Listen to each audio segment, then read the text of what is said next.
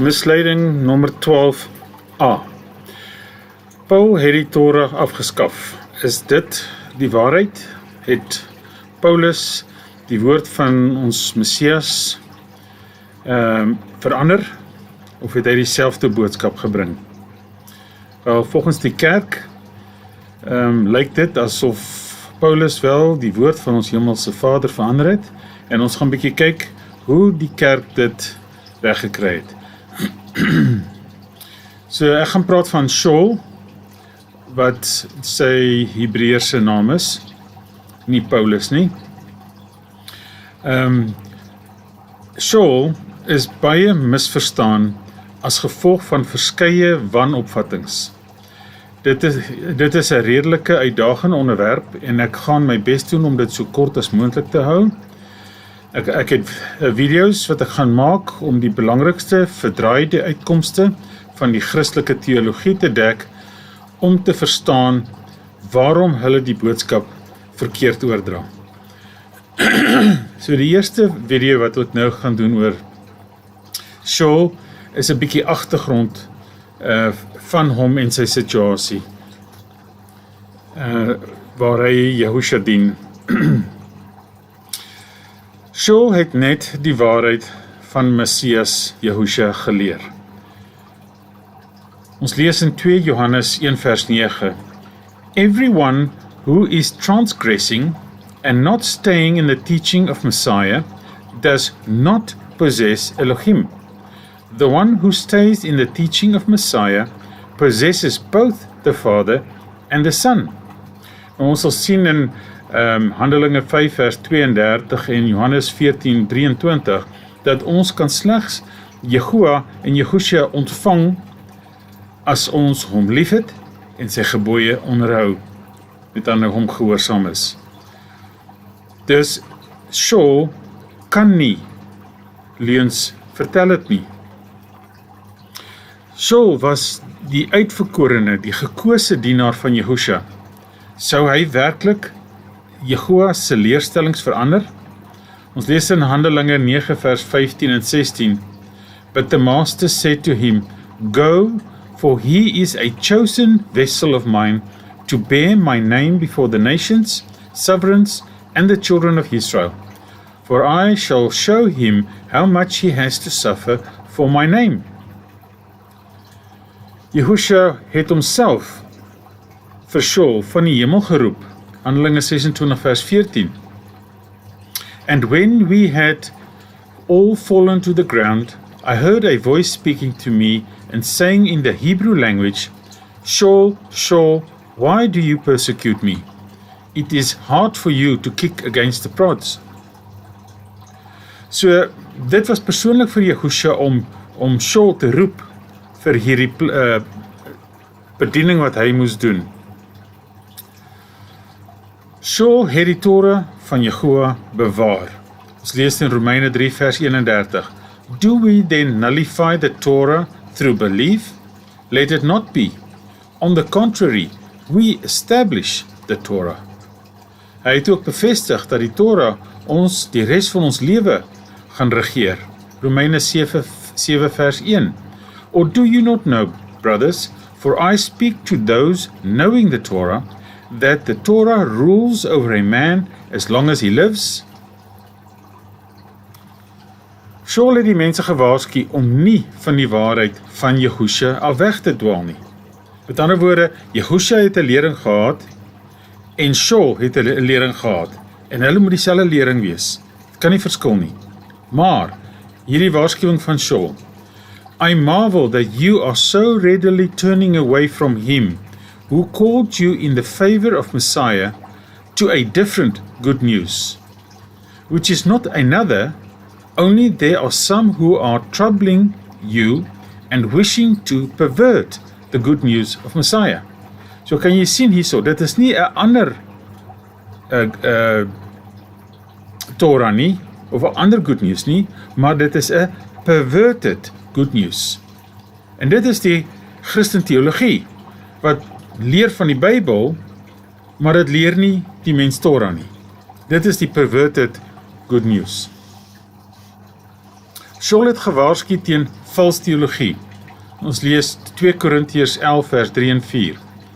But I am afraid, lest, as the serpent deceived Hawa by his trickery, so your minds should be corrupted from the simplicity that is in Messiah. Dis nie moeilik nie. For indeed, if he who is coming proclaims another Yahushua, whom we have not proclaimed, or if you receive a different spirit, which you have not received, or a different good news, which you have not accepted, you put up with it well enough. Jy sien, Christen teologie is nie dieselfde boodskap wat Yahushua gebring het nie. Yahushua het 2 bedienings gehad vir die 2 huise van Israel. En dit is waar ongelukkig die kerk nie die lidmate leer van die 2 huise nie. Wanneer Jehovah praat van Israel, praat hy van 12 stamme van Israel. Wanneer hy praat van die huis van Israel, verwys hy na die noordelike huis van Israel, ook genoem Ephraim, of die suidelike huis van Israel, wat dan Jehuda is. So die huis van Israel, of Ephraim, is versprei onder die nasies, en die Jode, wat die aarde op die aarde geloop het, of toe Yahushua hier was, op die aarde was, hulle was die Jode teenwoordig. En dan word van hulle gepraat, die Yahudim. Ons lees in Isaiah 11 vers 12 van hierdie. And he shall raise a banner for the nations, and gather the outcasts of Israel, and assemble the dispersed of Yehuda from the 4 corners of the earth. So die 2 huise was versprei, Yehuda na Babylon, en die noordelike huis, Israel, oor die rest van die wêreld, na die Assyrian lands en so verder oor die wêreld.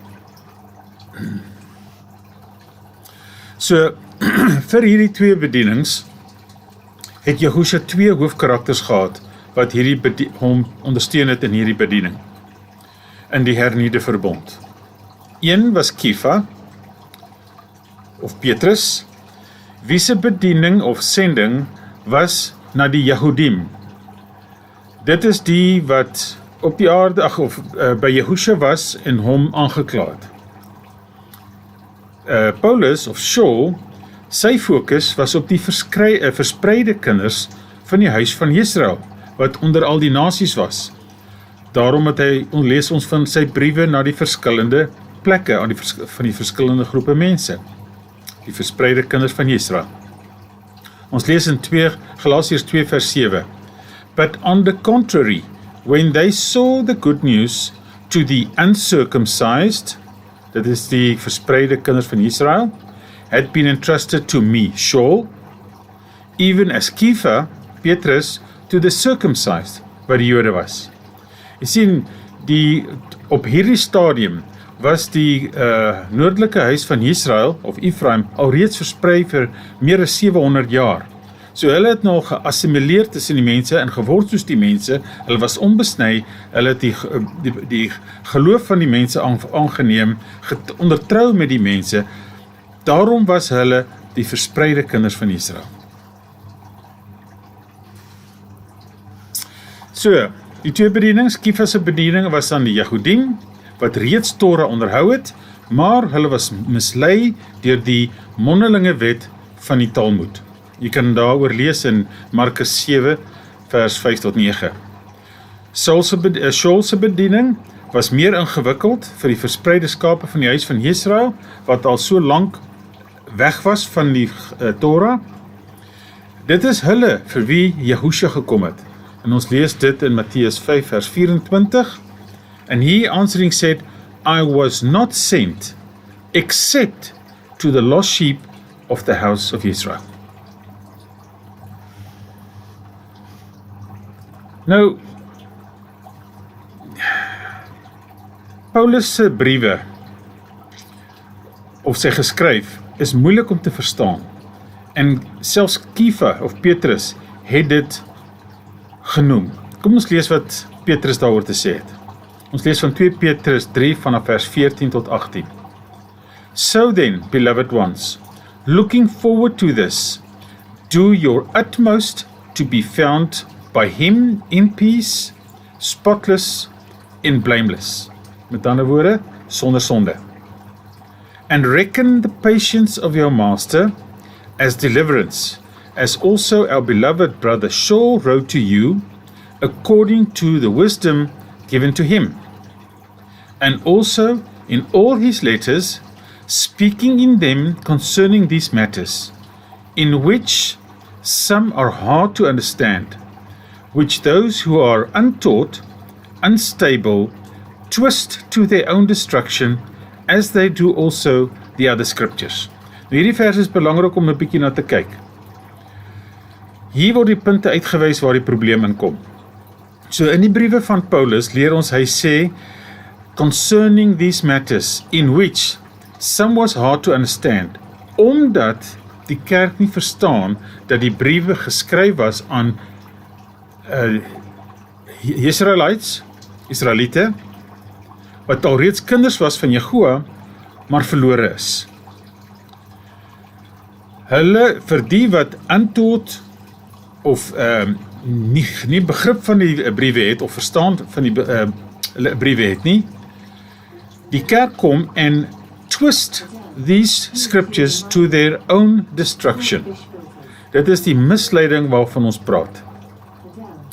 Dan verder in vers 17, you then, beloved ones, being forewarned, watch, lest you also fall from your own steadfastness, being led away with the delusion of the lawless.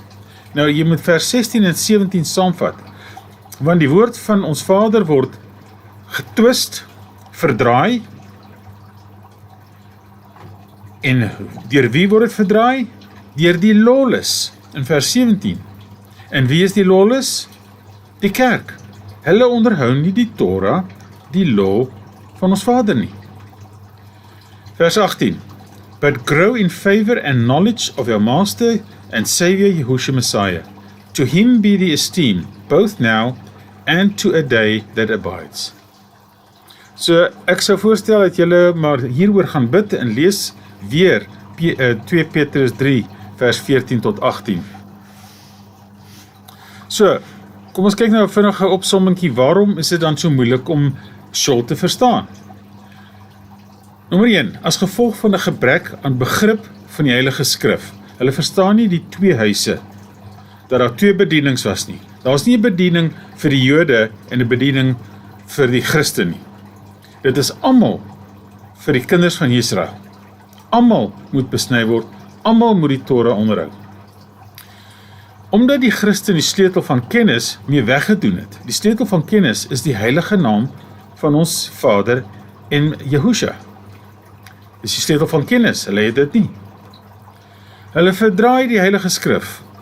Misleidings veral in die hier hernieuwde verbond. Hulle noem die hernieuwde verbond 'n Nuwe Testament omdat dinge verander het.